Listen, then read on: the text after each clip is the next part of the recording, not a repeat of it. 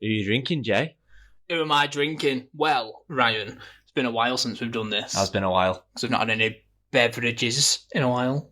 But the wonderful people at Beer 52 have hooked your boys back up. We're back, baby. Yes, mate. So which is this case again? This is the London Isn't it like case. London Transport or something? Well, yeah, it's a like theme, the tube theme shit. of the underground, yeah. Well, this can that I've got here looks very tube vibes. So yeah, anyway, to answer, who am I drinking? I am drinking it's called Cask Pub and Kitchen, London's iconic first craft beer pub. Thank you for all your support. That's pretty sick. Victoria Line IPA. Oh yeah, so it is like the fucking tube. That's mint.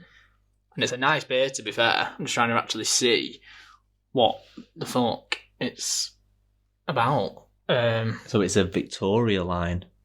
Yeah, that's no. That's one of the tubes in London. Yeah, but anyway, it's an IPA and it's fucking Lengo. It's 6% and it's just it's naughty, mate. Who are you fucking drinking, Ryan? Who am I drinking? I'm drinking a 188 DDH Pale Ale, and this is coming out of. Oh mate, it's tube on again, mate. Yeah, they're all tube inspired. This is a Citra and Simcoe flavoured hoppy smoothie hazy IPA. Oh mate, what more do you want in a beverage than those three things? Well, four things if it's cold as well when you get out. Liffridge. Well, they are all cold. I've got another one here, mate. Just shout this one out as well. Why, mate? Just because the can looks sick. This one's Bianca Road Brew Co. Help us out with that word there, mate. I think it's Moquette. Moquette Session IPA. But anyway. Give me that Moquette, bro. Give me some Moquette. But yeah, all the cans are fucking Pengo. And yeah, mate, we're going to... Yeah, get yourself your own. Go to www.beer52.com/TBC and get yourself a London 8 beers from London. From London, yeah. Sure they're not from fucking Spain. No. Anyway. Get yourself a free pack on us. Enjoy. We're going to be posting pics throughout. They'll probably already be uploaded by the time you hear this, but like Ryan said, get yourself fucking a box purchased ASAP. Yeah. The beers are free. All you got to do is pay postage, and it's like, what is it? Fucking $6.95. $6.95, and it arrives within like the fucking hour. They're on point. It arrives as you press order. It's at your door. Pretty much, yeah. But yeah, so mate. Big up Beer 52. We'll love you and enjoy the discount code. Get yourself a free pack. 8-pack of the London beverages. Peace. Hello. Hey. Yeah, She's back. So, I'm hoping this is going to be all right still, because I did actually record myself on the laptop the other day and it didn't sound great either. So tell me if it's not good again. No, the sound's perfect. It was just chopping in a bit out, going quiet and loud again. It's a bit choppy like Ryan's head. Wow. What, now? You mean now? No, it's sound now. Perfect. Oh, good. Okay. Yeah. Oh. Robyn, do you want to do a little intro, get into character? Yeah. Whoosah. So we always do this. Pressure. Well, say that, we're like fucking nearly 30 episodes in now. It's true, we should be season pros. But I'm not. I still get the pressure, like you said. I only get the pressure because I'm shit at reading, and we have the notes, and I just read the intro like off the notes, but I'm so fucking stuttery. He writes all the notes, so like he'll put a word in there that's like, for me, there was a word in there that the word was patented. Like patented behaviour. But I couldn't say it because I'm dyslexic, and I was like, patented. And he was like, just say patterned instead. So that's sad. But you guys are making it really easy, like, and you're making it nice, like, feel good for me to get able to. That's hard, yeah. That's good. That's lovely to hear, but that's what we do. Like, we are just essentially a pair of fucking goofballs. That's so true. But no, I'm glad. Like you said, I didn't want it to. Like you said on the other one, where it's a bit more professional, you go into a studio and stuff like that, you probably feel a bit more intimidated, and then you feel like, I don't know, you're not eased up. You go get a glass of wine if you want, Robyn. I better not. Got my tea. So today's guest, we have Robyn Tate. Robyn is an expert on generational cycles and why it's important everyone becomes aware of how we influence our children. Robyn's focus is primarily surrounding generational trauma and how patterned behaviours that are exhibited when people have their own children that are attributed to their own upbringing. Robyn's message is clear, which is to break the cycle of generational trauma. And we are so excited to have you on today, Robyn. How are you doing today? Thank you so much. Yeah, really good and excited to be here. Thank you for having me. You're more than welcome. We have a bit of an opening tradition now with guests, which is to read out a Urban Dictionary term and see if you can guess the definition. Oh, cool then. Are you familiar with what Urban Dictionary is? I am. Oh, Okay, that's good. So brace yourself. So what do you think we mean when we say, I can't believe we're saying this, I'm worried. a Kentucky meat shower? Oh my God. Sorry, can you repeat? Yeah, I'll repeat it. It is a Kentucky meat shower. Kentucky meat shower. Wow. I really don't know what to say. Just have one guess, and it'll be grosser than you think. Something gross. Something gross. Kentucky meat shower. Just hearing someone else. Nothing. I'm really sorry. It's fine. I'll put us all out of our misery. So, please do. A Kentucky meat shower is when you're having sex with multiple rednecks and they pour chicken grease all over your naked body and rub the chicken grease in with their erect dongs. I wasn't expecting that, and I don't think I ever would have come out with that. If you did, we'd have just ended the pod there. Like, okay, wow, that's good. Yeah. I was worried I was going to go too far. No. That was definitely an icebreaker. There you go. Yeah, so that's what we're doing. It sets a good tone.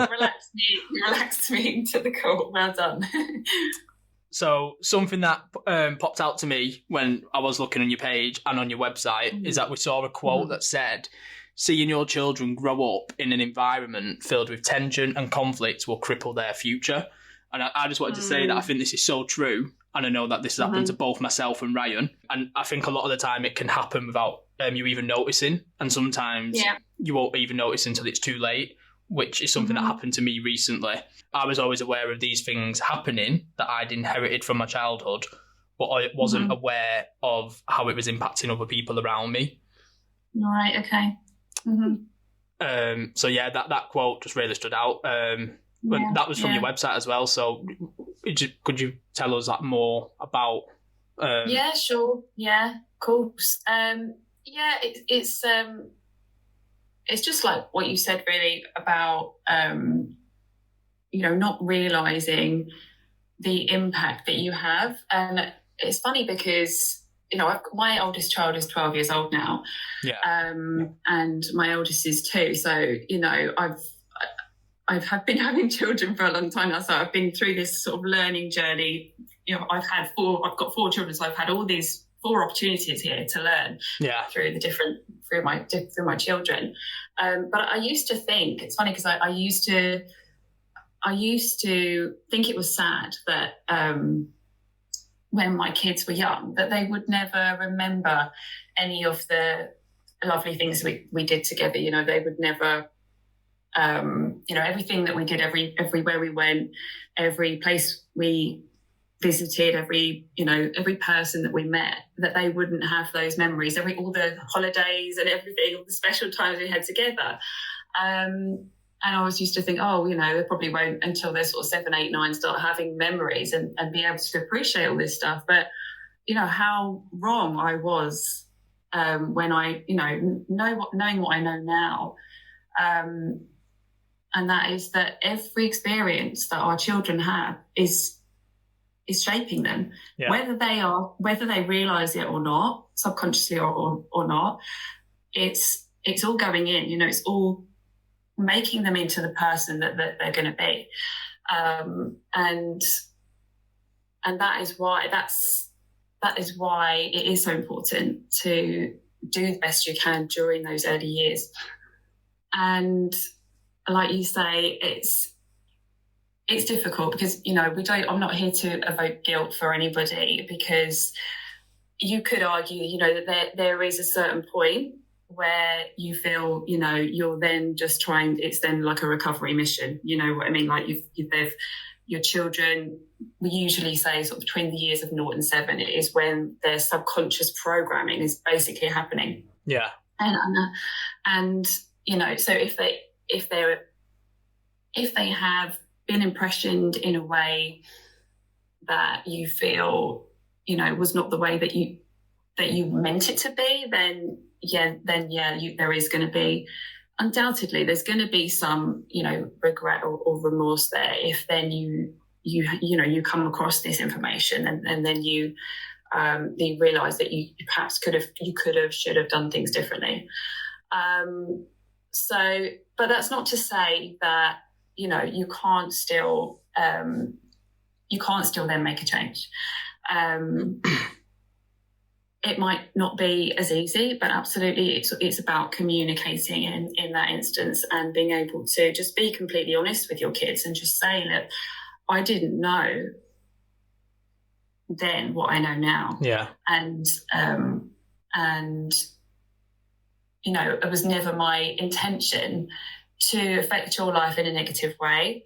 And like I said, just having that open line of communication with them and just letting them know that, you just making that repair then in that situation and letting them know that you do just want the best for them and that, you can just work from there, I suppose, in that situation.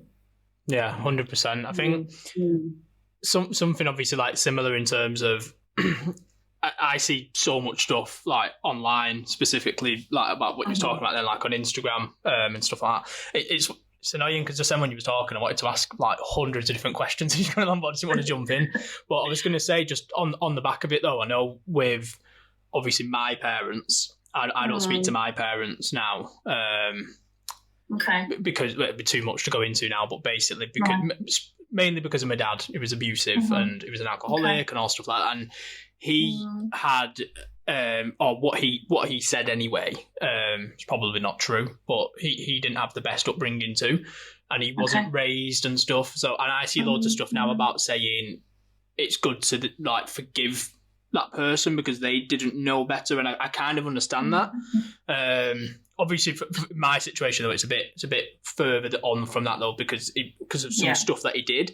But in that essence, though, I think, like you said, I definitely have forgiven in the sense of like I know it wasn't his fault because he didn't know better. He wasn't. Do you know what I mean? And I'd love to sit him down and say that to him. I'm like, I know it's not your fault. You didn't know, and blah blah blah. And it's just one of them. It's hard because like. He'd never understand. We sat him down loads of times. I spoke to him about certain things, and he's the most narrow-minded guy in the world. And you just know they'd never. Whereas I've sat down and I've owned my bad stuff that I've done, and my stuff's like not even that bad. It's just that I've been a bit of a helicopter parent, and like because of my upbringing, and I didn't want my children to go through what I went through, so I'd overparent them in some senses. And and then that was then affecting my partner at the time because she was like walking and all stuff like that. But yeah, it's such a fascinating thing, honestly. Absolutely, yeah, and that's a really, really difficult one to deal with. But it's really important to point out there that like you say, those are two really different situations to be in. So when you talk about forgiving somebody because they didn't know any better, because they didn't have the information, because they were dealing with other things, that's one situation. But then, actually, abuse with intent like that is, that's a completely different situation. And I think it's very, it's based on the individual really in that case, because there is such a lot of pressure, like you say, on people to feel that they have to forgive their abusers, and that is that's a big ask. That is a big ask of people. It does seem, like you say, on social media that seems to be, there's a big push on that, but in my mind it's not so much forgiving them. It's more of just being able to get to that point where you found a peace. That's kind of what I was getting to. Sorry. Especially like you say, if you've not ever had, in your example, there's never been an apology or an acknowledgement of everything that happened. Yeah. You could understand it might be different if if you'd had that conversation, and if Yeah. I'm really sorry you had to go through that.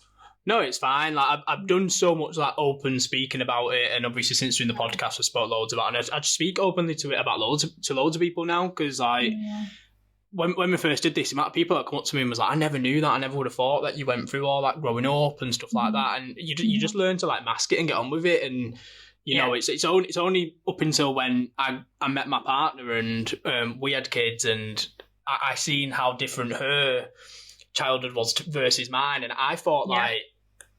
I didn't think hers was weird, but I just struggled to understand like certain things, like why is she so close with her mum, and just things like that. Whereas now, like I fully understand everything, and I fully now know that my upbringing was like proper fucked up, and like my dad was like do you know what I mean? Like our lives revolve around our kids, and we do everything for our kids, and do you know what I mean? And we love them more than anything. And like you said, it helps as well that we've grown up in this. We're lucky to have grown up in this generation with like social media, and where everyone's so like aware of their own emotions and mental health, such a big thing now, and we're all very switched on, and we have the education now of knowing how it can affect our children and stuff like that. Whereas I know like my dad didn't have any of that growing up.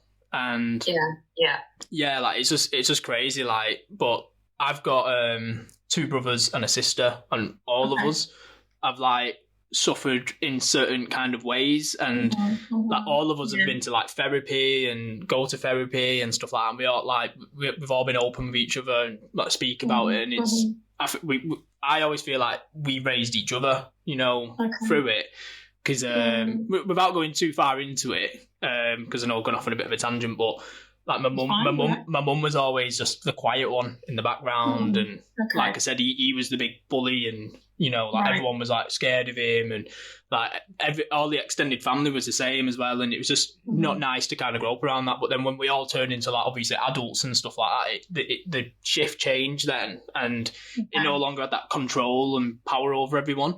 But everyone still felt uncomfortable around him and stuff. But it's like I've never felt better since not having him in my life. Like I've not spoke to him for like nearly 2 years now, and because he was just like the most negative person in the world. He was very like old school with his opinions and like everything. Like he'd be like he'd have like the mentality of like I don't know. Like it was just without I don't want to say it, but he was just the biggest fucking idiot ever. Like he was like racist, homophobic, and he was just the fact that I got brought up by someone like him. You know, I've essentially been I'm the opposite of him in every single way possible. Do you know what I mean? But anyway, sorry. No, please, these are the conversations that you know I'm here for. Absolutely. I guess you know all. Your experience, absolutely, it's all perfectly valid, and the way that you've dealt with it was the way that worked for you. And I guess I look at a man that you described, like your dad, and I see you know, just that mask is his protection mechanism, you know, and it's sad, really, because, you know, he's a victim of that. And he won't ever let his guard down. That kind of man that's just so stuck in his ego that he can't, you know, he can't see past it. Yeah. He has then become a victim of that because he's having to live through his own suffering, you know, and if only he could see that. That's the thing, like what we always said, like if only he could see it, but like I said before, he's so narrow-minded and never let anyone like educate him and be like, but if you did like one fucking therapy session and like a lot of people, like a lot of men in the like 50s plus, I feel like they are just too far gone and they're of a total different generation where they're like, no, I'm not doing all that fucking mental health shit, and do you know what I mean? And it's like you said though, they then living through their own kind of shit and they're never going to change, and like then they're going to push everyone away, like they're just unhappy and they just snowball it, don't they? Like I'll make it worse for myself and just make erratic decisions and go into my little hole. Absolutely. I do think it's interesting though when we think about generational trauma, because I spoke about this with my dad on the podcast I did previously, and the fact that his his childhood was that much more problematic than mine. And so, you wonder how much more of an effect that has, that trauma just has made him go into himself. Yeah. Much more than perhaps I did in my situation. It's completely subjective, of course, depending on what every person has been through. But I do always tend to think back to, 2 or 3 generations ago in this country and when we were at war and how it affected so many of the men, and so how that has filtered down through the generations. So like you say, that generation above us are still very much resistant to this, and it's almost like they just haven't got the capacity to open their mind to it as much as, our kind of generation, the people that are coming up now. 100%. I was going to say, what you were just saying then, I read a book once and it was called The Book I Wish My Parents Read. You might have heard of it. Yeah. And there was a passage in that where they talk about it was like you said, the generational trauma, and I think it was passed down by someone's granddad or something. And I'm trying to remember it because it was ages ago. But then they were saying, so I think it was the woman, and she was saying like her partner didn't like noise and would always make the children be quiet and stuff like that, and that was because that person's dad, so like the grandparent, was like that. And then it just got passed down, and like they were saying that you can get stuff passed down to you like from your grandparents that you weren't even aware of because of how they grew up, and then it can cycle through, and then obviously that's what you do about the breaking the cycle, and that's what myself and Ryan are trying to do. 100%. It's been shown that actually that generational trauma can go as far back as 8 generations. That we can, which is mad, really. Like you said, for example, with the noise. So it could be literally, like you say, who knows? But as an example, from the war, when men were suffering with shell shock,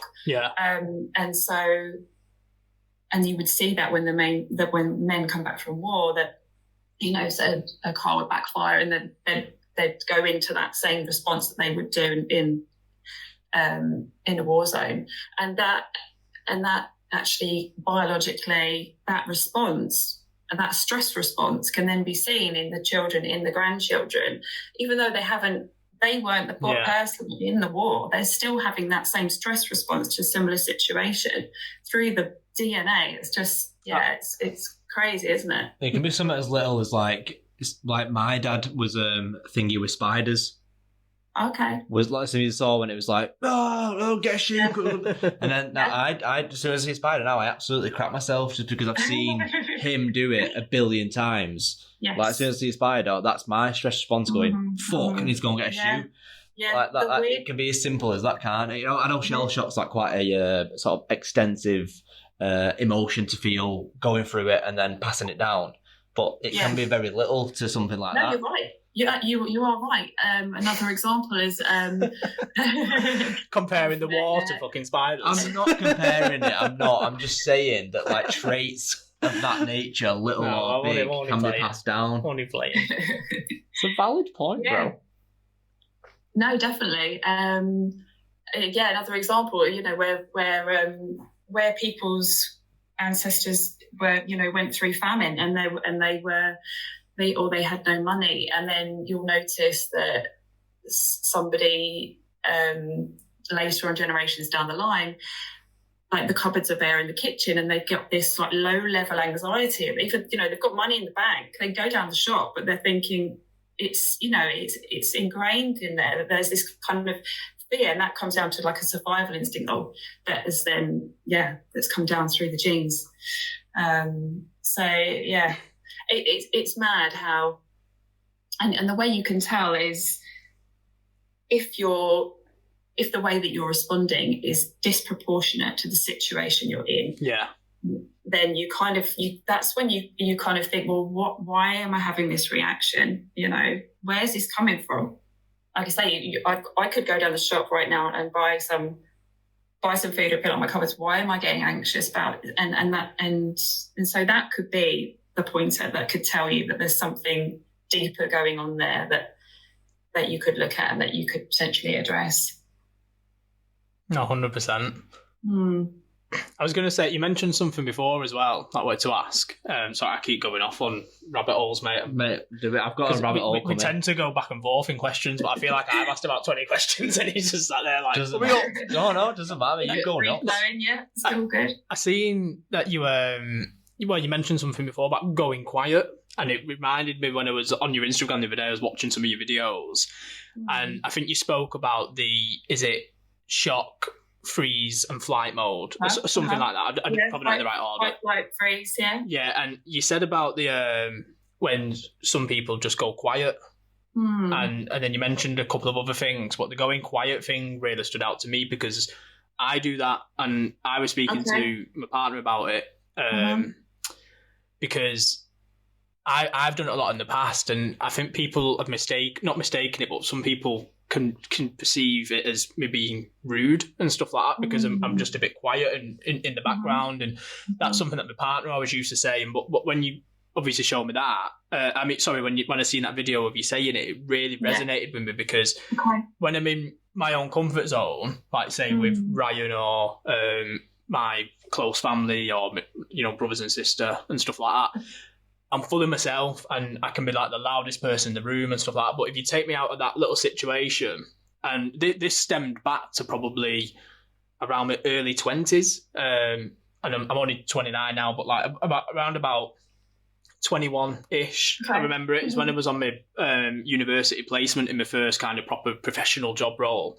And I just remember being like, not myself and not being able to speak up, and then that's kind of always been a thing that now in all my most of my job roles anyway, and then also around like people who I don't feel fully comfortable around, so maybe like a friend's family or a partner's family in the past and stuff like that. And like I said, some people can make mistaken it for being rude or whatever, and it's not because sorry, I'm not going to say it's not, but like one thing that I was speaking to my partner about was I stem it back to my childhood in the sense of like we was all suppressed as children. I weren't allowed to say anything, and if I said something it might be called stupid, or if I did something a certain way, my dad would be like abusive and stuff like that. So I feel like I'd then taken that into my adulthood, and like you said, in that kind of freeze mode or whatever, like so many times, like when I've been in work or in uni or around friends and family, and someone where I'm not 100% myself. I'll think of something that might be genius or really clever or sometimes even really funny, and I'll think, I'm not going to say it in case like I get someone like says something embarrasses me or puts me down, so I won't say it. It's your defence mechanism, and it's your like default to like secure yourself. Like I won't say anything, then there's no chance of me getting abused. But then like I said, then my partner in the past would be like, last week when all your family was round, you was dead chirpy and you was like the loudest person in the room, but then this week, like when my family's been round, you've been dead quiet and like not yourself, and I'm just like, I can't explain it. But then when I saw that video that you put on, I was like, that's exactly it. And then I started tracing it back to my childhood, and and I do feel like sometimes, like, because I work in design, sometimes I'll have like big group meetings coming up with ideas and stuff like that. I'll have an idea in my head, but I'll be embarrassed sometimes to say it, and I think like I should never be embarrassed to say something, because do you know what I mean? But no, like you say, that's you've been conditioned. Your nervous system has been trained in a way that makes you've adapted your behaviour to suit the environment that you grew up in, and that's just stayed with you into adulthood. So mine's a similar story to yours. With my dad was very angry, and we would often get blamed for his emotional outbursts, and so I totally relate to that as well. That sometimes happens to me in certain situations, but it is just a protection mechanism, as you say. You grew up surrounded by that environment, and so you've learned to filter yourself in a way that protects you, and without even realizing as well, though, like, do you know what I mean? I think a lot of people just don't, like you say, they don't realize how just how much of an impact the childhood has on them. So yeah, we flip between, you know, these different nervous systems. If we didn't really have that connection piece and a feeling of safety in childhood, then we often just flip between that fight and flight response and the freeze and, you know, immobilization, shutdown response. And then that's where we end up pinging backwards and forwards, and we can't ever find that safety in our nervous system to just feel free to be ourselves. Yeah, it's mad. Like, and so you are having to, unfortunately, in adulthood, retrain your nervous system to find that regulation, and having to do that in a safe space as well, so that you can feel that it's safe to do that. Because for a lot of people, anger, it wasn't safe for them to get angry. You know, it was dangerous for them to be angry as a child. And so as soon as anger comes up in their system, it's safer for that child, because of their survival instincts, to then instantly shut that anger down. So they go straight from the anger to a shutdown response. And that's how it's trained, how the nervous system has then been trained, and it will just repeat that pattern. So you see that this is how anger is suppressed and suppressed and suppressed, especially in boys, in girls as well, because you know it's not the womanly thing to be angry, but in boys, because we're scared of it. We're scared of anger a lot of the time, or of unhealthy anger. You know, because anger is healthy. It's when it's unhealthy that it causes a problem. Yeah. So we're getting it completely wrong here. We're shutting it down because we think we don't want boys to be angry because it's bad, but we need to work with it and be able to help our children to process their anger, so they have a healthy relationship with it, and they know what to do with it. And that's meant that, because I read something the other day about how you can teach your kids to be better equipped to deal with their emotions. Instead of saying like, oh, don't be upset, or you don't need to cry, ask them, why are you upset? What are you feeling right now? Like, tell me, communicate it to me. That's what I do with my daughter now, obviously knowing all this stuff. When she's upset and I'm like, what are you upset for? A brother took a toy or something like that. I'm like, okay, that's fine. I'll go get your toy back for you now. And just the fact that they can, it's getting them to think about their emotions that they're feeling will ultimately help them become better human beings. If you're just shutting it down, going, don't be upset, you don't need to cry, it's fine, they're just going to go, like, they're not going to be able to deal with it. Because I'm talking personally there, like, I got that very much like, oh, don't cry, you don't need to cry, you're fine, it's all good. And then it's like, well, it's not though, is it? Because I'm fucking crying clearly. I'm about 8 years old or whatever. And it's just being shut down like a force hammer on top of your emotions. And and it just makes you feel that then there's something wrong with you, that you're not acceptable when you behave that way. So again, because you always want that acceptance from your parents, and you're always looking for an attachment with them, you always behave in a way that pleases them. And this is how you become a people pleaser as well, and then you either end up letting people walk all over you. You find that you go one way, or then your anger has become dysfunctional, and you keep shutting it down, and then it's like the lid just blows. Eventually, the top comes off, and it can be because of the most ridiculous thing, and then you'll have that anger outburst, and again you still have never learned how to go through that whole cycle of the emotion and come back to a calm state. No, it's so destructive if you don't know how to express it healthily. Anger, especially. I did that classic outburst over the tiniest thing, but that wasn't what I was really angry about. It was something 10 years prior. But because some little, like, I don't know, something's not been put in the bin or whatever, that would be the end of days. But I'm not angry about that. That's just been that my brain's gone, oh, you can let something out there. You can let something out. You can let some anger out now. Go for it over that rapper. Make everyone's life fucking miserable. But That's it. you're angry about something that's happened 10, 15 years ago. Yeah. That's like a destructive pattern that I have found, like identify sort of like within myself, that is awful. But if you don't figure it out, then you're just going to continue with those destructive patterns. Like when you say your dad was angry, Robyn, if you ever exhibited anger, were you made to feel like you were the worst person on earth because you've shown anger? Do you ever got angry? My anger was just met with more anger. Yeah. Really. Yeah. Which is the same thing, really, because that then just makes a child feel unsafe. Yeah. So I guess the more that happens, you're just taught then to, and you do it less and less, and then you grow up, and then you eventually turn into the people pleaser. Or your voice becomes so suppressed that you just don't bother anymore. Yeah. Yeah, I've seen something funny about what you were saying then about the anger being met by anger.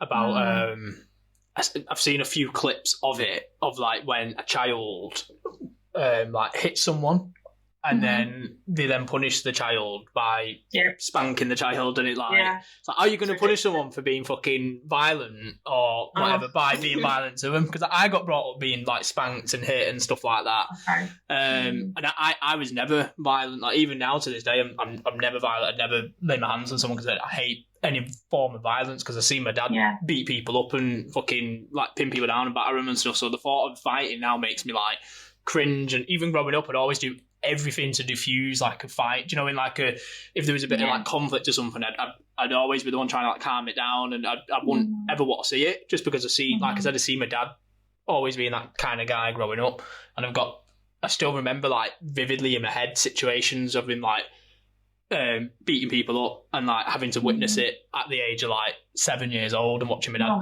have someone. Sorry. No, it's fine. Like, but I'm just saying, like, it's mad how you can, like you said, I think you said right at the start of this recording about not knowing what children are actually picking up at the time and stuff. And I can remember back, like, most of my earliest memories are like just forms of violence and shit like that. And like, do you know what I mean? It's just mad. But yeah, like I see stuff all the time, like on social media. I was going to say something before, but I found something really sweet that I seen. It was a video of a little girl, and it says sometimes you think I've just got it up now, but I'm waiting for it to go back to the start. Oh yeah, it says sometimes you think that your toddler might look like it's misbehaving, and it's like pouring water out on the floor. But then it goes and gets like a cloth and starts wiping it up, and it says, but that your toddler will just be like, what does it say? Trying to figure out the world by imitating you. And I sent it to my partner because like my daughter does it, and she's only 2, and like she'll spill stuff all the time, or she'll pour something on the floor, and then she'll go off in the kitchen and she'll get like a towel and start wiping it up by herself. And I just said like, it's so mad because you never think of it like that until someone explains it to you or you see it. Yeah. Sometimes in writing or it's explained, but like just the stuff like you said with children, it blows my mind. Like watching my kids do stuff and I'm like, oh my god, like it I get my mind blown daily, like by them both. You know. Yeah. And it sounds like you say, it sounds potentially like just a simple thing, but it's just because we're just so not used to that. Like there's just such a huge difference between the way that we were brought up and the things that we experienced and what we went through, and the way, you know, that parenting is encouraged to be now. It's just, you know, such a divide between those two that just a small, you know, hint or tip like that can be so helpful. Oh. Says your call is going to end in 15 minutes. That's annoying. It always does that, doesn't it? I know. I was actually going to say, sorry, just a random one again. I've not gone off my notes once in this, and I knew I wouldn't anyway, because it's such a thing I'm so like in tune with. But I was going to say, you mentioned at the start, and apologies if I get this wrong. Did you say you've got your youngest is 2 and your eldest is 14? 12. My eldest is 2. Sorry. Yeah.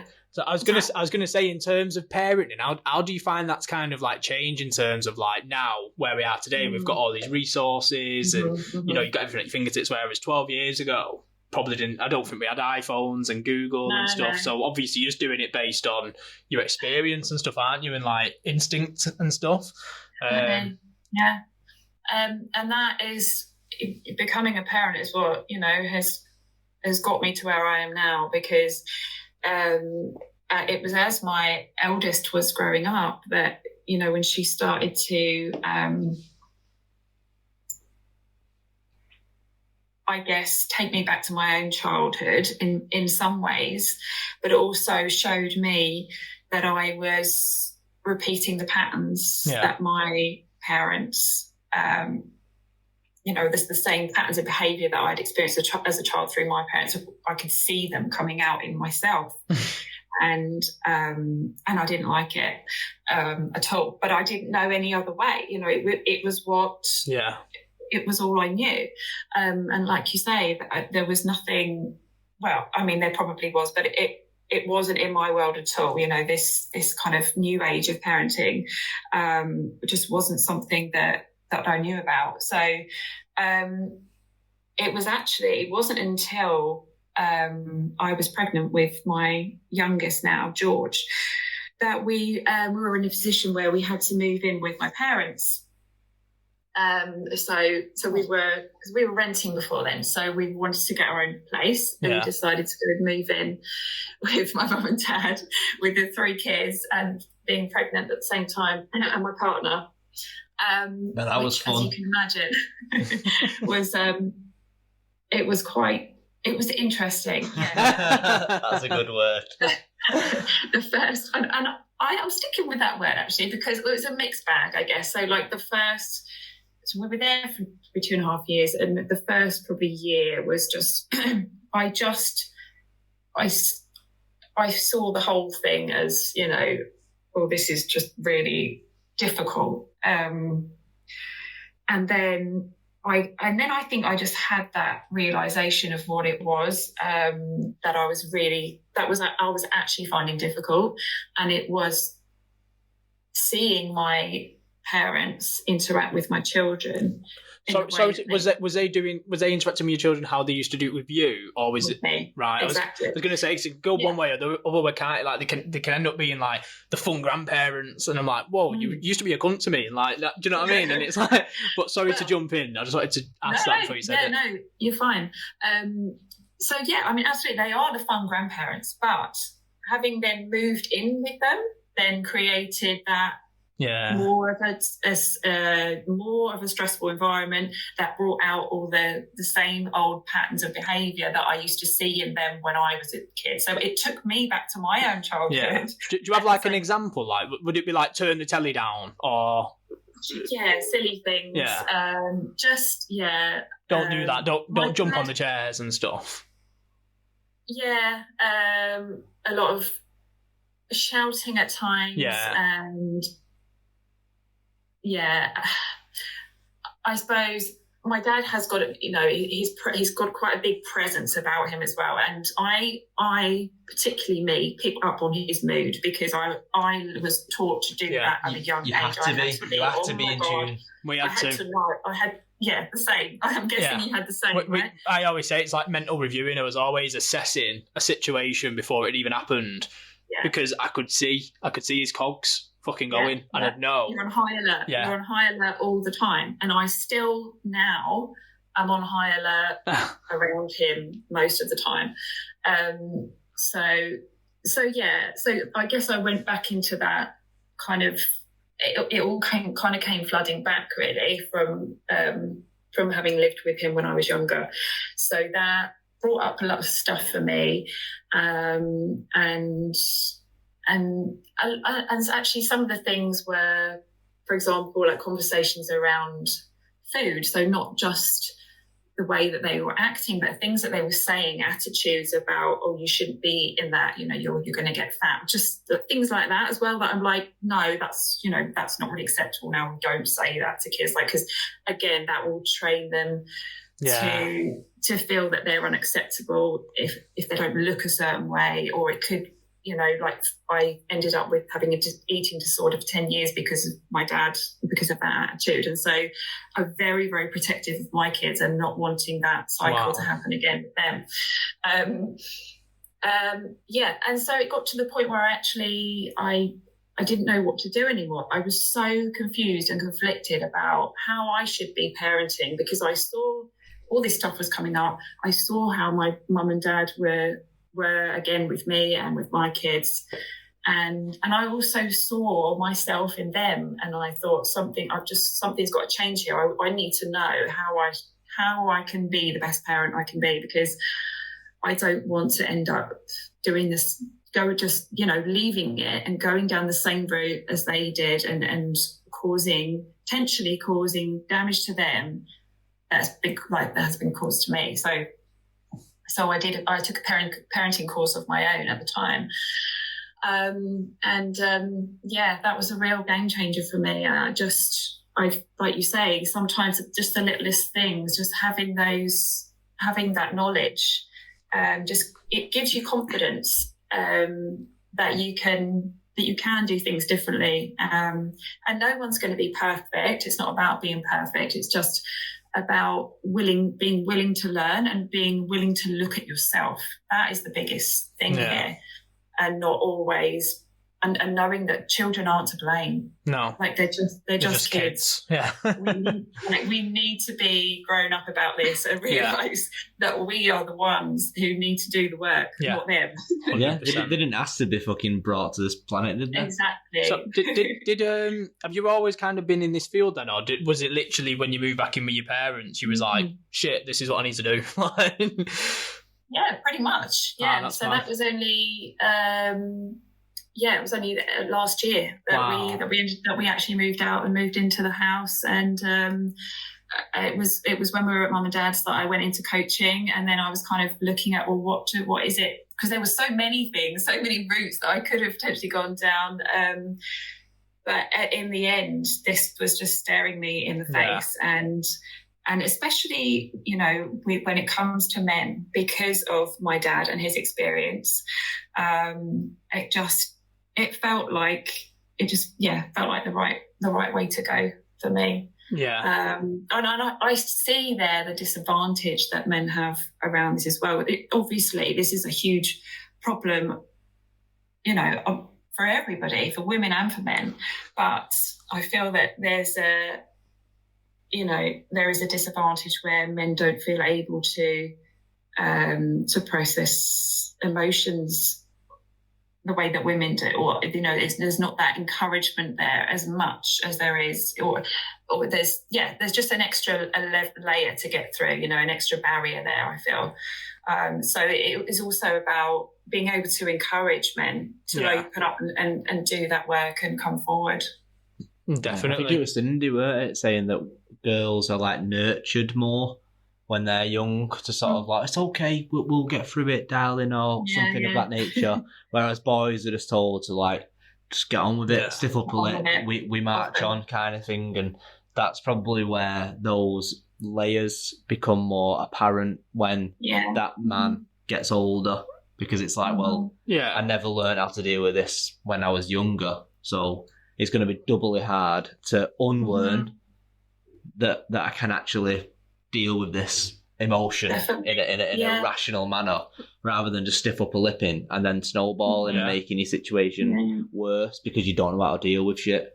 And that's why it's important that we're killing these stereotypes. Like that's what we try to do, because anyone can get fucking upset, and boys can wear dresses and girls can, like, because one thing that annoys me is when my 7-year-old daughter says, Pink's for girls and blue's for boys, or boys can't like this. I'm like, no, boys can, but girls can like whatever they want. I go, you can like football, and that boy can like dancing. And I say, it doesn't matter. And I tried to, like, because it is annoying. Like, even my partner used to say, like, when they get to school, like when they line up to go in, they separate the lines into boys and girls, and it's like, why are they still separating? And do you know what I mean? And it's so many things like that. Like you said, that it conditions your brain. And my partner was saying, like, I think it's up until the age of 6 or 7. Like, if you ask a girl what they want to be when they're really young, they'll say, I want to be, I don't know, they'll think big. No, but they'll think big. But when they get to 6, 7, then they start to like get a bit embarrassed and not know what. Do you know what I mean? Whereas boys will just be like, I want to do this, I want to be a footballer, and they're not bothered, boys. But it's like girls are putting that. Do you know what I mean? It annoys me, especially having 2 girls. Like, I always like say like biggest fucking feminist going, mate. Like I want to push. You know what I mean? I hate it all like gender shit and like boys can do this and girls can't. I always say girls are so much better than men because they have the power to fucking carry a child and all stuff like that. It pisses me off, but yeah. So I'm really sorry. There was actually there was some. Yeah, I wanted to ask before. Sorry, when you was talking about the Before you do, mate, should we come out and join a new one just so it doesn't call? Yeah, is that okay? Because I think this got Is that all right, Robyn? Just sorry to cut you off, mate. Shall I rejoin then? We'll send you a new link in a minute. Send you a new one. Okay. Yeah. See you in a sec. See you in a sec. Sorry, mate. I just didn't want it to. No, fuck you, bro. Well, you were mid-flow, bro. Right, I need to remember what I'm going to ask. It's about her dad. And if she's ever sat down and I had a little combo. Like, I managed to have a conversation with him, and as he understood. Please, can we ask her about? Yeah, you can ask a question in a minute. No. I really want to ask her about the emotional and physical abuse side of it as a kid, and then what traits that can lead to in the adult in later life. I really want to know what she thinks about that. And then after that, mate, it's like, it's been fucking sick so far, mate. You smashed it. It's just been fucking freeballing on it. Start an instant meeting. I need to crack a to know. I'll assist you, bro. Add others. What's her email? I think it's hello. Does it start with hello? Hello at robyntate.com, there you go, mate. Pop your little tin in there for you. Didn't put it all the way down, so now you don't like that. There you go. Top one.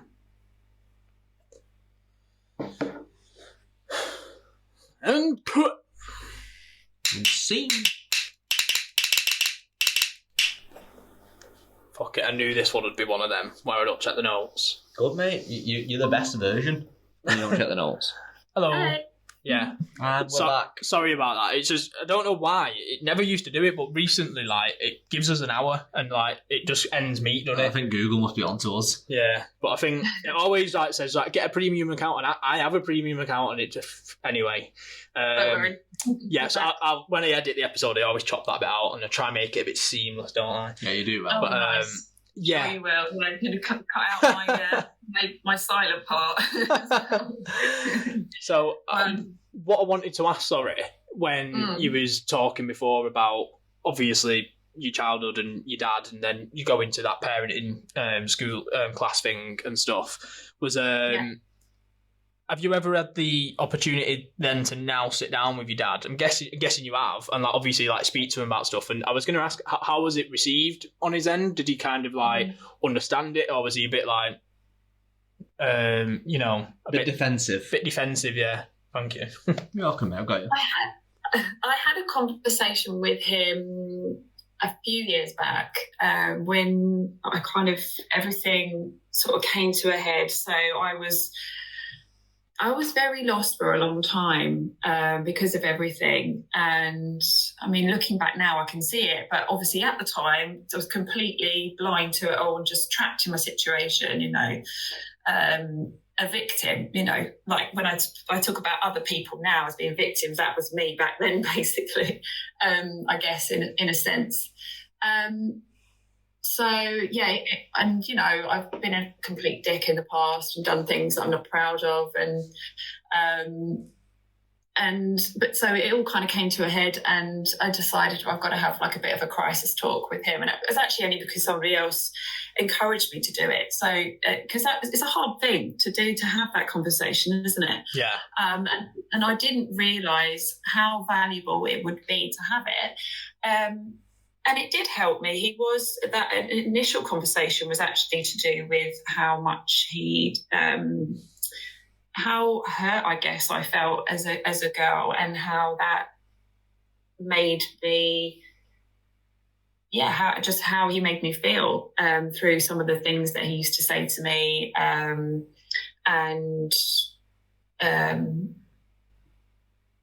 because it was really an emotional abuse from my dad, other than anything else. And so I was just kind of expressing my feelings, and we did have a long chat about it.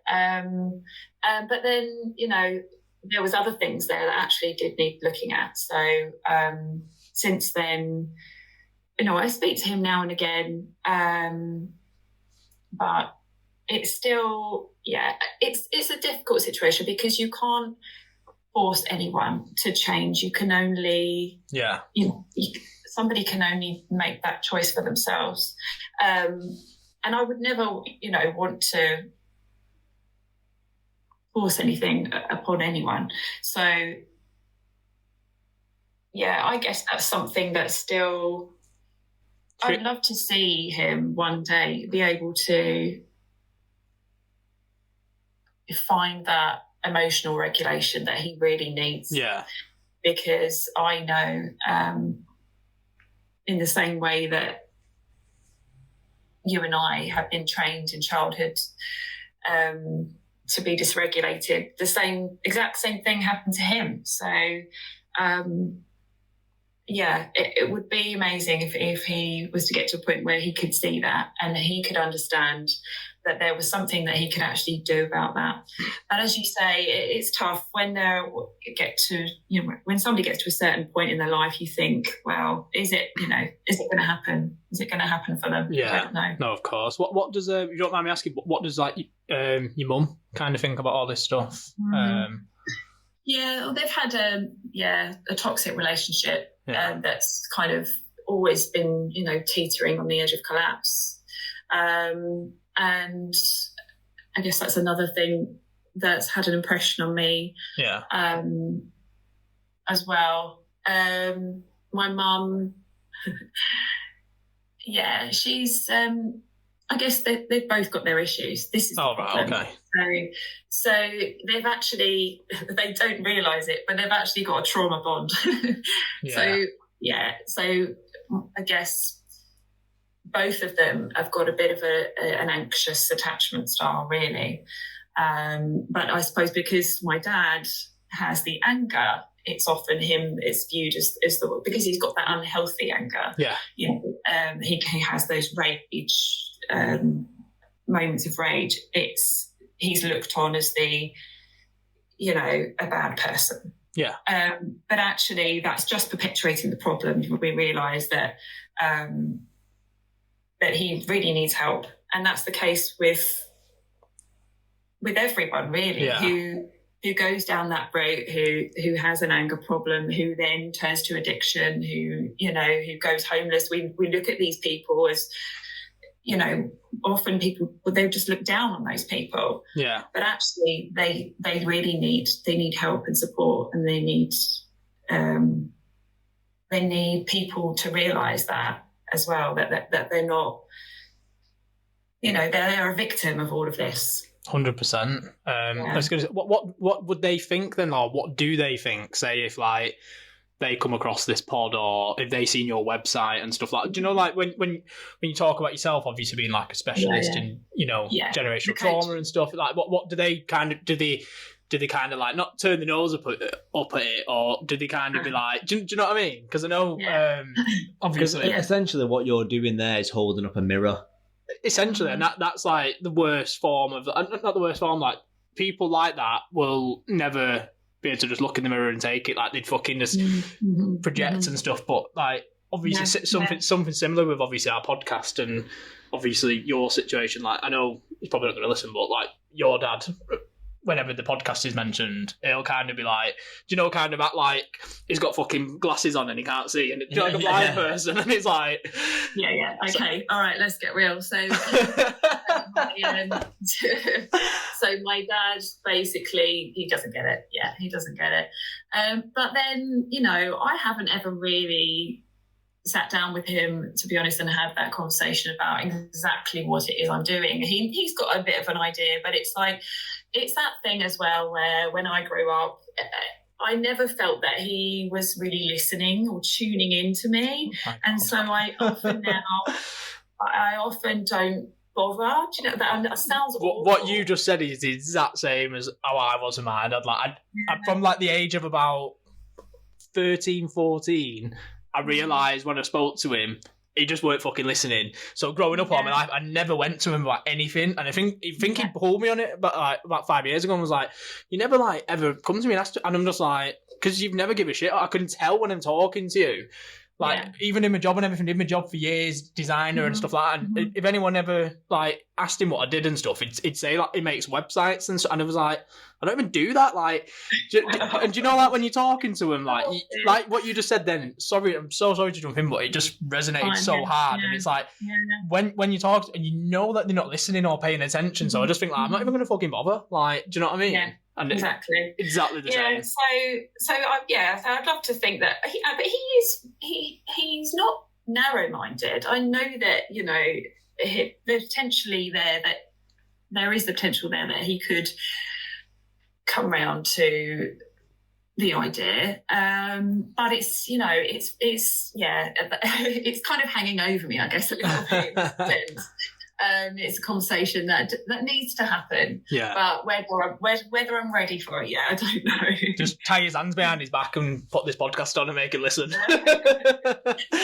Strap yourself in, Daddy-o. Yeah, well, there's no denying it. Like, I think a lot of people think this is just the whole of spiritual weird rubbish, but it's not. You know, this is just real life. This is the fact, and like you say, it's holding up a mirror, and it's too hard for a lot of people to accept. Yeah, and I do get that, and I think I'd be exactly the same. If I was, I'd be like, you know, 100%. I'd be crapping myself now if I was in that generation and I'd had kids growing up that, you know, that had been a victim of that.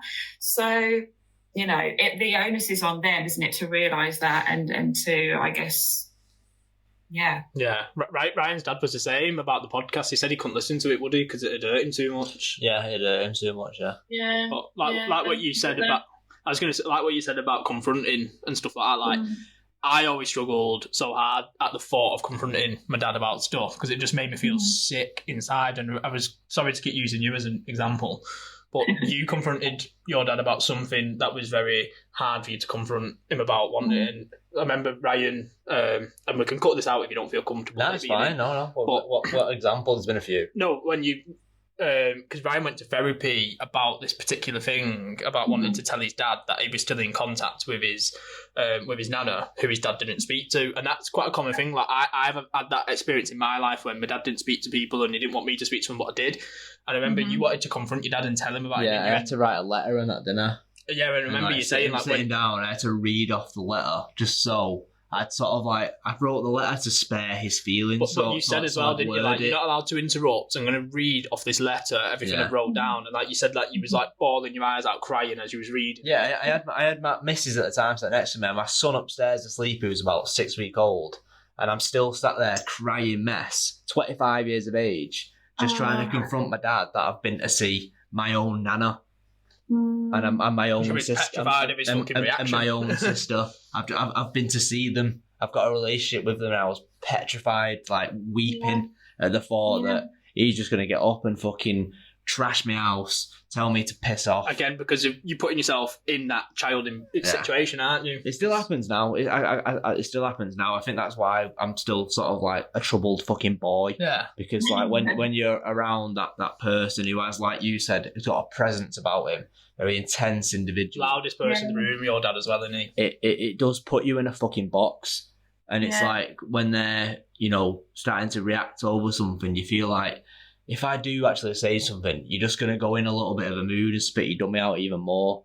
So I'll just suppress whatever it is I actually do what I say to you and hope that you just sort yourself out in the next 15 minutes because it's if you do confront them, they do tend to go inward and just like make it out like you were being the dickhead instead of just being like, oh yeah, I probably shouldn't have fucking really moaned about that tiny little thing that I did a minute ago. But it does, like, it still exists now, like to this day, that like I do struggle to even like pull him up on stuff where you know, you could just probably say like, look, you're being a bit of a dickhead there. It's like trapped. It's like it's still there. It's in my body, but I cannot verbalise it. And you should just be able to, shouldn't you? Like you said, there's been in so many incidents. Like Ryan's dad's mint, by the way, but there's been so many incidents where we'll be in a taxi or something, and he'll be giving the taxi driver shit because he's gone a slightly longer way, and me and him are sat in the back, and we're just like, it's not a big deal. Like, no one gives a shit. Do you know what I mean? But then he's like getting annoyed and angry, and then it'll be going on about it like an hour later in the pub, and we're like, why are you getting so angry? But like, because of how he is, you just want to go, stop being a dickhead now. Like, fuck me. Like, no one gives a shit. But if you do that, though, that'll only amplify it more. Yeah. You know what I mean? Also, I think so. I just like Just let him babble on. Let the man be. And then it'll be like fine. You said, you shouldn't have to. But then again, like we don't surround ourselves with many people like that, because me and Ryan are so similar. Like we never really have to ever. Do you know what I mean? And if any of us ever do, I actually can't remember. We never do we? We never have to be like, right, you're being a bit of a dickhead now, mate. Do you know what I mean? Because we're not like that, and we're very similar. But like you said, if someone is, you just want to be able to pull them up and be like, come on now, like, do you know what I mean? Check yourself. Like, I do it with my partner loads. I'll be like, right, you're being a bit of a fucking tool now. Negative. Or she'll say it to me, and it's about just not taking offence, and it's quite a hard thing to learn to do, to not get offended over. Get on the defence anyway, because like you said, we're probably both programmed to get on the defence quite a lot because we feel like we've had to be on the defence all our fucking lives. So that's something I'm learning to do a lot now, to kind of be like, yeah, okay, like, I hear you, that's fine. But sorry, I threw you under the bus a bit there, didn't I? No, mate, it's fine. It's just real. I wanted to get him going. It's real. It's legit. Like, you know, it's happening. Like, you know, at this very fucking minute, pretty much. Like this saga type thing. This mentality of being, you know, quiet. Yeah. And just sort of like still, you know, going through the motions like I did when I was a kid. Yeah. Still very much there. That. Like we said before, the patternted behaviour, the shutting down, the freezing, and just hoping that it goes away. It's very childlike responses to stuff where I'm 31. I'm still reacting like I did when I was fucking 11, 12, 13. Because you just worried, that's the childhood, that's developmental trauma. That's just your, the way that you've adapted. You know, and trauma, I think it can be a bit of a scary word, but it's trauma's a spectrum. So we all have trauma. Trauma is just the way that our body has adapted to our surroundings, our situations. So that's exactly what's happened to inside your body. The way that you respond has changed. If you hadn't had those experiences, it would be completely different. And so that's just your trauma response coming out and following, unfortunately, follows us throughout our life. 100%. But it's being able to feel it in the body as well, because for so long we've been focusing on trying to, you know, deal with trauma in a cognitive way, like through, you know, thinking our way through. But actually a lot of it is to do with the felt sense of it in our body, and where those stress responses have to kind of create contractions within our body.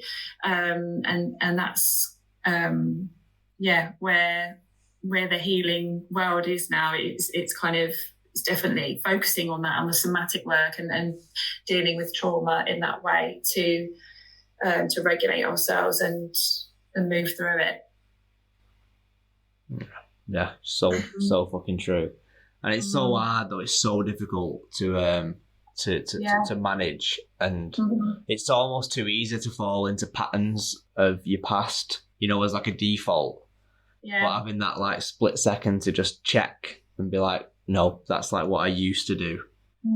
Whereas this is like, it's like what fucking Boy Ewan was saying, wasn't it? You know, like the path that you... I've used that analogy so many times. It's so true. We had someone on the pod a while ago called Ewan, and he's kind of like a fitness, mental health coach, and like he does everything, and he's amazing. And he gave us this analogy once of saying, if there's a clear pathway, and then there's like a load of leaves and bushes and shit, he said if you chop away at the leaves and bushes and form a new path and keep chopping away at it, that new path will become default, and then the clear path that you used to take will eventually grow and you no longer take that path.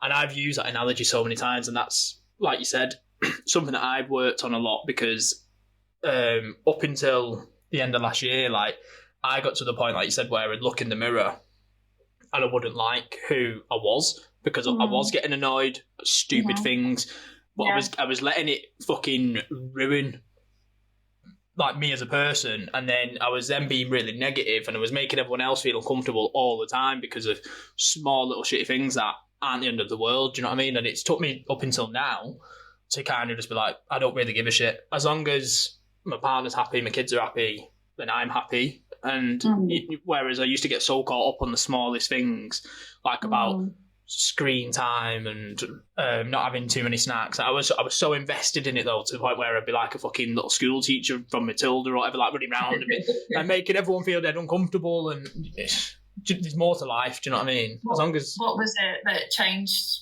What happened to make you change that then? My partner kicked my ass out of the fucking house and told me to change. Yeah, pretty much like I said, like we're done. But she just said I've had enough. We're done until you can show me you can fucking change.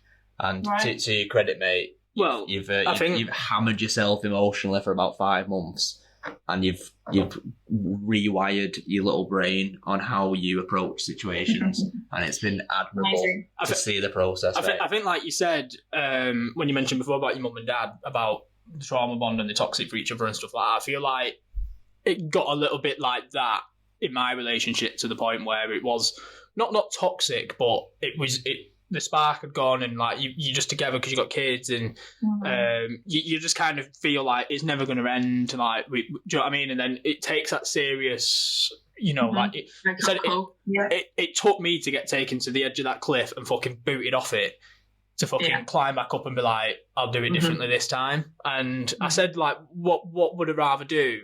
Live my life how I was being and making everyone else fucking miserable and walking on eggshells because I was being too on top as a parent, or do a change. And like I said, it was just so hard, and I think I was like that because there was no stability in my childhood, so I was fucking so fixated on giving my children routine and structure and the best I could be, but I was, by doing that, I was making other people around me uncomfortable because, do you know what I mean? They thought it's got to be Jay's way, or it's no way because Jay knows best. And I was making everyone uncomfortable, and I didn't realise it, and it took me to, do you know what I mean? And it was coming from a good place that you just executed it without taking into account how it'd make other people feel. Yeah, and like I've come to discover as well, like that I'm in the process of getting tested and everything for having OCD, and that explains a lot of my behaviours. And from that, when I've spoken about it in therapy and stuff like that, they say, and the research I've done, that OCD can be a bit of a byproduct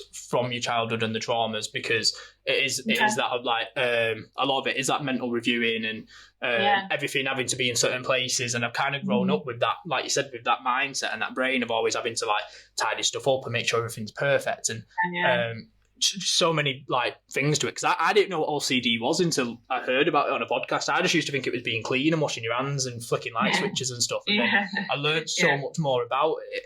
And then I listened to a podcast and was like, it sounds like they're talking about me in this podcast. And then obviously from there on, I did loads of research and I started trying to get tested for it. And I'm at the point now where I'm having CBT and stuff like that about it, and working on like coping behaviours and stuff. And I think that's a lot of the reason why I was being the way I was being in terms of routine and obsessing over stuff. But didn't you had another question that you wanted to ask, didn't you? Because I keep going down fucking rabbit holes. You said before. I'm just cautious of time as well. Yeah. Are you okay? I'll have one more question. Yeah, you're fine, don't worry. If that's okay. If that's okay with you. I could carry on going loads, by the way. So I think we're definitely... This is free therapy for us. Like, I think we're definitely going to need a part 2 at some point, because... Yeah, definitely. I'm up for it. I've not looked at my notes once. Like, and Ryan writes all the notes and he's probably fuming because I've just been... Well, to be honest, I'm thinking, there's still loads of stuff that we could cover here. So, I'm up for it. There is so much, and we'll definitely put you in for a part 2. 100%. Cool. I would love that. So I wanted to ask about, as children, when they experience, like, let's do emotional for now instead of physical. When they experience emotional abuse, like yourself as experienced, like, what are the like consequences of that when that child then becomes an adult? Like, how are they wired? How would they perceive things as a result of being emotionally abused? Like, for yourself, you said you had like an eating disorder, and your dad was very sort of conscious about the way you looked instead of, you know, if you were happy or not, that kind of stuff. Yeah. So, like, obviously that's very personal to you, and we don't mind me saying that. That's what I listened to on that podcast that you were on. But, what are, like, the sort of, like, telltale signs or characteristic or traits that, like, an adult will develop if they've gone through something like emotional abuse as a kid? Yeah. Yeah, like you said, I guess it is kind of subjective. So it tends to be there's a bit of a pattern where the thing that you were denied, then you're kind of always seeking, you know, later on in life, or you have a problem around that. You have a, you know, an unhealthy relationship with it. Well, can it go both either way? You can either be like, that's what you want, or that's what you absolutely detest. Is it like one or the other? Yeah, so it can go one way or the other. So where, like, for example, with the anger where we spoke about, where you're either kind of just having that complete shutdown, or you have an unhealthy kind of anger. So in my experience, it was with food. So I always felt that I should restrict myself when it came to eating, and that then created a seriously unhealthy relationship with food, a lot of confusion around it, and it also taught me that, you know, that was the most important thing about me, and as children, we find it hard to process. So in my mind, you know, when my dad only sees me as acceptable when I look a certain way, that makes me believe, you know, that I have to conform to that to receive love. To receive the approval. Yeah, approval, or just love, or you know, from men, I suppose, specifically, with that coming through from my dad, because not just because of his attitude towards me, but also because of his attitude towards my mum, which was the same, basically. So that very much taught me that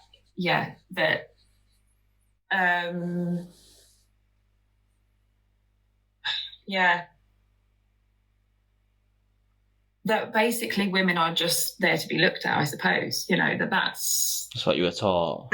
Yeah, through that behaviour of him being so obsessive about the way that we looked, you know.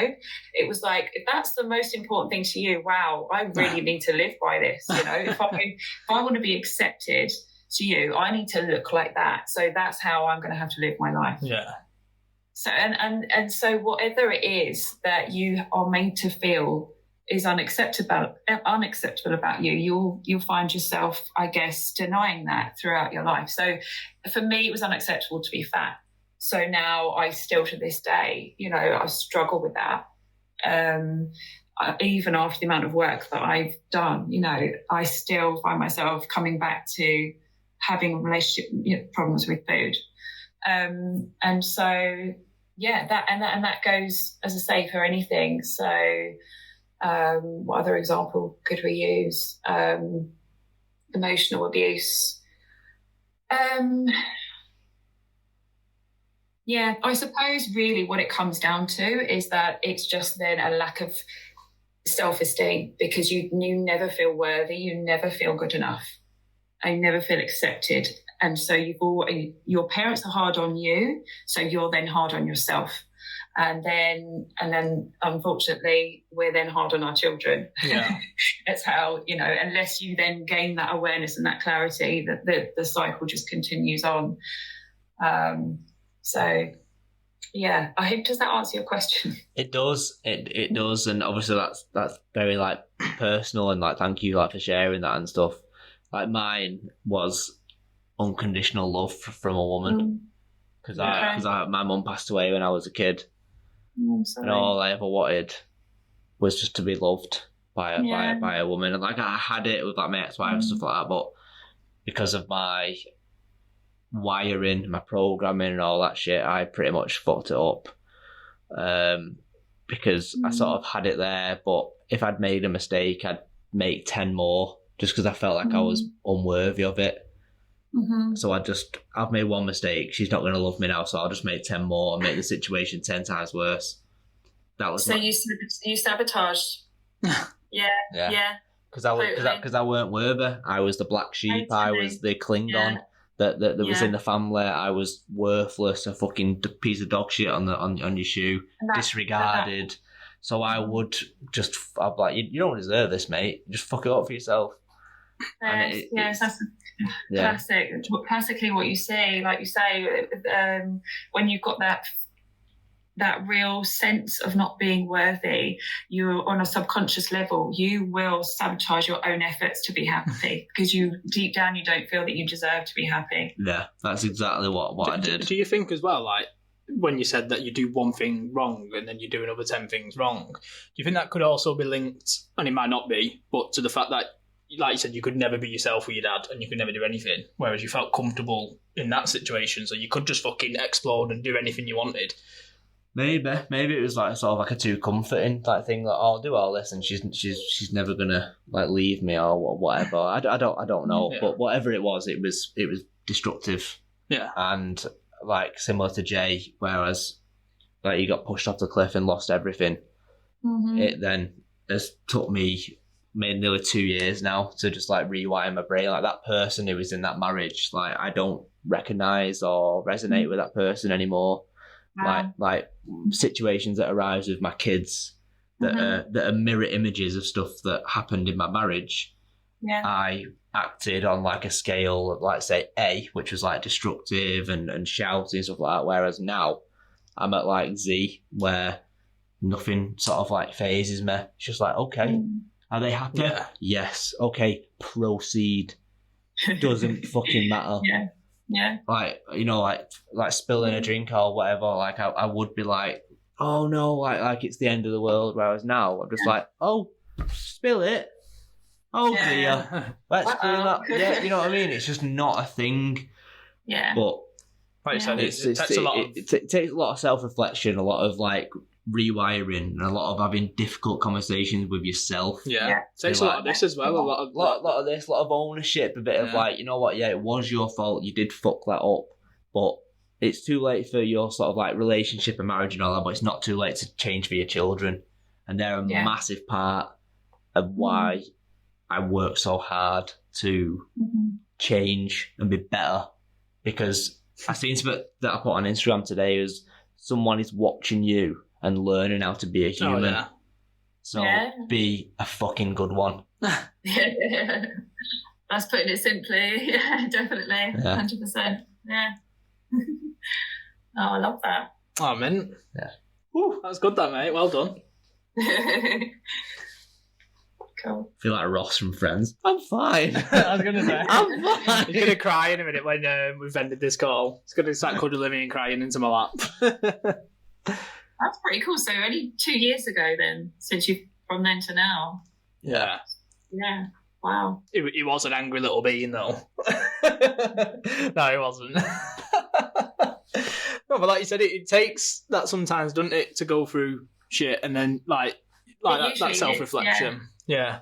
It usually does. It takes that, like you say, that real wake-up call for you to actually do something differently. Yeah. I think we was both always aware. Like, we was always aware of our flaws and that we was emulating toxic behaviours. But I think we used to make a lot of excuses as well, whereas now it's taking full accountability and being like, no, it's me, I was a dickhead.